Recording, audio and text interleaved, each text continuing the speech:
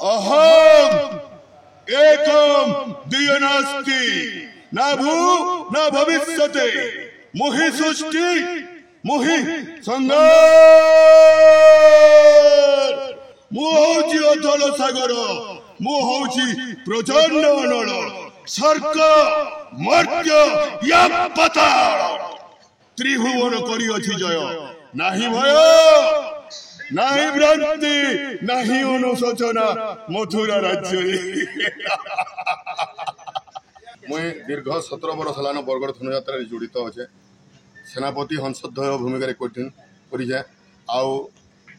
गत वर्ष मुझे कंसंकर भाई सुनास भूमिका मुझे कृष्ण जदि मते मामू करवार धार्य नहीं सेटा किए भी काटि नपार निश्चय आसंता डिसेम्बर 24 तारिख रु जनवरी 3 तारिख जाए अनुष्ठित होगाकू जाउछि विश्व प्रसिद्ध बरगड़ धनुयात्रा एने कलाकार माने चयन प्रक्रिया भाग नेबाई आवेदन करिसेंती जिलापाल कार्यालय को आसी तो आम सहित जड़े कंस भूमिका अभिनय करथिबा कलाकार वर्तमान रही तेबे से जिलापाल कार्यालय को आसी चयन प्रक्रिया किभली भाग ने एने से निजर आवेदन करिसेंती तेबे आसंतु तांको सहित अधिक आलोचना करवा आज्ञा परिचय देवे मोर ना वृंदावन प्रधान ग्राम जमुद्रा कौन कहबे आपण आज कंस भूमिका अभिनय करने आवेदन कर कंस भूमिका एवं उग्रसेन भूमिका मुझे आवेदन कर सर या पूर्व आप जगह अभिनय कर सारी तो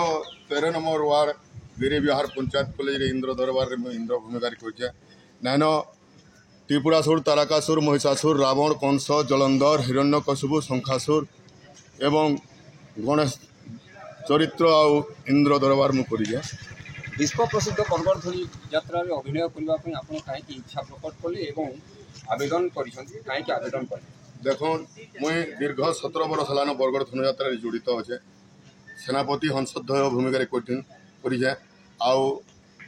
गत वर्ष मुझे कंसंकर भाई सुनास भूमिका मुझे खेप मुई जिते महाराज भूमिका मानगा करुचे से लगी मोर मन बुले जाए किसी कंस कि उग्रसेन जदि भगवान श्रीकृष्ण जदि मते किसी आशीर्वाद करबे गुरु अशोक बेहरांकर आशीर्वाद रु गुरु मोर जेन अछन प्रमोद कुमार त्रिपाठी तांकर आशीर्वाद रु पितामाता आशीर्वाद जदि हवा और स्वयं से गोलक बिहारी विष्णुकर जदि आशीर्वाद हवा कृष्ण जदि मते मामू करवार धार्य नहीं सेटा किए भी काटि नपार निश्चय आपण प्रभु श्रीकृष्ण को धनुया रूप मन मन पाई सारे गोटे इच्छा प्रकाश कर सारे विश्व प्रसिद्ध बरगड़ धनुयात्रा मुझे वर्ष अंश भूमिका अभिनय कले भल रे प्रस्तुति कि चल जोरदार प्रस्तुति चली मोर पाखे जेन अच्छन प्रमोद कुमार त्रिपाठी से अभिनय करसन राम रोल करसन ताकर पत्नी सीता रोल भी करसन से मते दिग्दर्शन देसन से होजन मोर पद प्रदर्शक आरो इन तो आम चयन हेले कि गुरु आमको अशोक सार आमको इन डायरेक्शन देसन किंतु से सब बोला आमको डायरेक्शन जेहेतु आपण पूर्व वर्ष मानक विभिन्न भूमिका विश्व प्रसिद्ध बरगड़ धनुयात्रा अभिनय कर वर्ष कंस भूमिका अभिनय करने आवेदन कर तेरे विश्व प्रसिद्ध बरगड़ धनुयात्रा किसी अनुभूति रही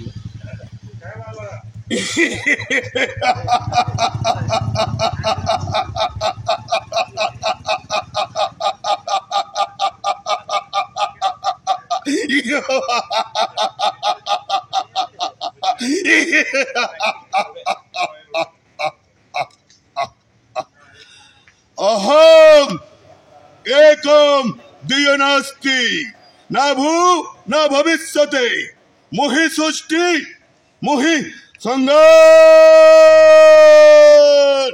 मु हूँ अथल सागर मु हूँ प्रचंड अनल सर्क मर्त्य या पाताल त्रिभुवन करिअछि जय नाही भय ନାହିଁ ଭ୍ରାନ୍ତି ନାହିଁ ଅନୁଶୋଚନା ମଥୁରା ରାଜ୍ୟରେ।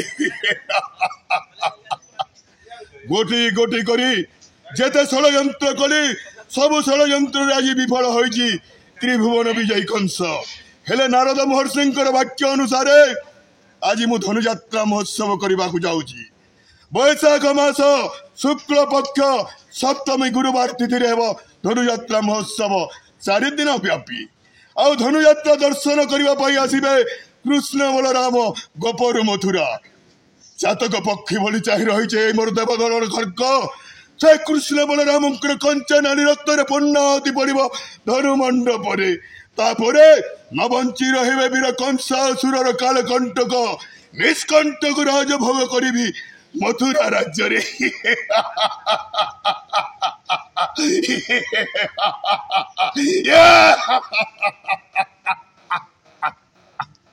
ଯେତେବେଳେ ବିଜୁଳି କନ୍ୟାର ଶୂନ୍ୟବାଣୀକୁ ଶୁଣି ଆପଣ ଭୟଭୀତ ହୋଇଥାନ୍ତି, ନିଜର ମୃତ୍ୟୁକୁ ଦେଖିଥାନ୍ତି, ସେ ଭୟଭୀତର ଯେଉଁ ଆମର ଯେଉଁ ରହିଛି କେମିତି ଲାଗେ ସେ ସମୟ? ଯେତେବେଳେ ମୁଁ ମଗୁଶିଳୀର ସମ୍ବାଦ ପାଇଲା ମାତ୍ରକେ ସଙ୍ଗେ ସଙ୍ଗେ ଛୁଟିଗଲି ସେହି ଅନ୍ଧକାର କାରାଗୃହ ମଧ୍ୟକୁ। ଦେବକୀ ହସ୍ତରୁ ଘେଣି ଆସିଲି ସେହି ଅଷ୍ଟମ ଗର୍ଭର ସନ୍ତାନ। ସେ ପୁତ୍ର ନଥିଲା, ଥିଲା ଏକ କନ୍ୟା। କିନ୍ତୁ ଆଶ୍ଚର୍ଯ୍ୟ, ଶ୍ରୀ ସତ୍ୟ ଯୁଗରେ ମା ଦୁର୍ଗା ରୂପ ଧରି ମହିଷାସୁରକୁ ନିହତ କରିଥିଲେ। ଆଜି ସେ କନ୍ୟା ହଉ କି ପୁତ୍ର ହଉ ନ ଛାଡ଼ିବ ଏ ମହାବାହୁ।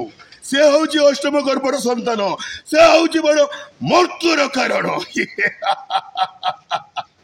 କିଳିକିଳା ରାମର ଶୂନ୍ୟ ମହାକାଶରେ କହିଗଲା କେତୋଟି ଅକ୍ଷର, ରେ ରେ କଂସ ତୋତେ ଯେ ବଧିବ ବଢୁଛି ଗପରେ 8 ବର୍ଷ ବିନା ଆସିବ ଆସି ମଥୁରାରେ। ହେଲେ ଭାଗ୍ୟର ବିଡ଼ମ୍ବନା ମହାମନ୍ତ୍ରୀ, ଭାଗ୍ୟର ବିଡ଼ମ୍ବନା। ଯାଇ ନ ପାରିବି କେବେ ଗୋପନଗ୍ର ମଧ୍ୟରେ ଅଛି ଗୋମତ ଋଷିର ଅଭିଶାପ। ଗୋମତ ପର୍ବତ ପକାଇଲା ମାତ୍ରକେ ପାଦ ପକାଇଲା ମାତ୍ରକେ ମୂର୍ଧନା ଫାଟି ମରିଯିବି। ତାହା ନ ହେଲେ ଗୋପନଗ୍ରକୁ ଉତ୍ପାଦନ କରି ନିକ୍ଷେପ କରନ୍ତି ରତ୍ନାକର ଗର୍ଭେ। ଶୁଣିଥିଲେ ଏ ଥିଲେ ଜଣେ ବରିଷ୍ଠ କଳାକାର ଯିଏ ବିଶ୍ୱ ପ୍ରସିଦ୍ଧ ବରଗଡ଼ ଧନୁଯାତ୍ରାରେ ପୂର୍ବ ବର୍ଷମାନଙ୍କରେ ଅଭିନୟ କରିଥାନ୍ତି। ତେବେ ସେ ଏ ବର୍ଷ କଂସ ଭୂମିକାରେ ଅଭିନୟ କରିବା ପାଇଁ ସେ ଚୟନ ପ୍ରକ୍ରିୟାରେ ଭାଗ ନେବା ପାଇଁ ଆବେଦନ କରିଛନ୍ତି। ତେବେ ଦେଖିବାକୁ ବାକି ରହିଲା ଏ ବର୍ଷ ତାଙ୍କୁ ଚୟନ ପ୍ରକ୍ରିୟାରେ କଂସ ଭୂମିକାରେ ଚୟନ କରାଯାଉଛି ନା ନାହିଁ ତାକୁ ହିଁ ଅପେକ୍ଷା। ବରଗଡ଼ ଜିଲ୍ଲାପାଳ କାର୍ଯ୍ୟାଳୟ